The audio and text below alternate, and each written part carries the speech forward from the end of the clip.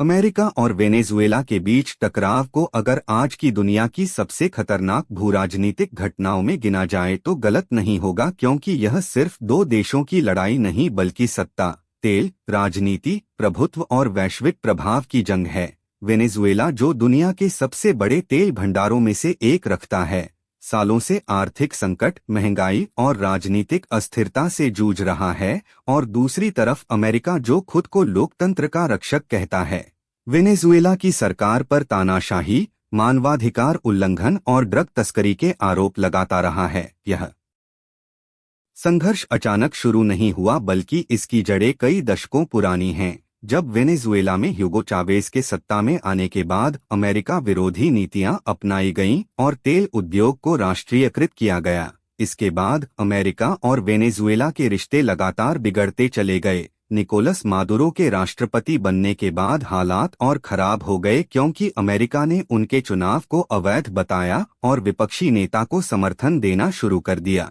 America ने Venezuela पर कड़े आर्थिक प्रतिबंध लगाए, जिससे वहां की अर्थव्यवस्था पूरी तरह चरमरा गई। आम जनता को दवाइयां, खाना और रोजगार तक के लिए संघर्ष करना पड़ा। अमेरिका का कहना था कि ये प्रतिबंध मादुरो सरकार पर दबाव बनाने के लिए हैं, लेकिन वेनेजुएला का आरोप है कि अमेरिका जानबूझकर देश को कमजोर करना चाहता है ताकि वहां सत्ता परिवर्तन किया जा सके।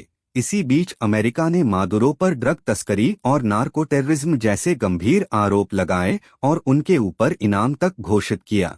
यह कदम किसी भी देश के मौजूदा राष्ट्रपति के खिलाफ बहुत ही असामान्य माना जाता है। तनाव तब और बढ़ गया जब अमेरिका ने कैरिबियन सागर में अपनी नौसेना की मौजूदगी बढ़ा दी और वेनेजुएला के आसपास सैन्य गतिविधियां तेज कर दी। अमेरिका का दावा था कि वह ड्रग तस्करी रोकने के लिए ऑपरेशन चला रहा है, लेकिन वेनेजुएला ने इसे सीधी सैन्य धमकी बताया। कई बार दोनों देशों की सेनाएं आमने सामने आईं। बयानबाजी इतनी तीखी हो गई कि युद्ध की आशंका खुलकर जताई जाने लगी। अंतर्राष्ट्रीय समुदाय भी दो हिस्सों में बंट गया। रूस, चीन, ईरान और क्यूबा जैसे देश वेनेजुएला के समर्थन में खड़े हुए, जबकि अमेरिका के साथ कई पश्चिमी देश नजर आए। यह टकराव सिर्फ राजनीतिक नहीं बल्कि आर्थिक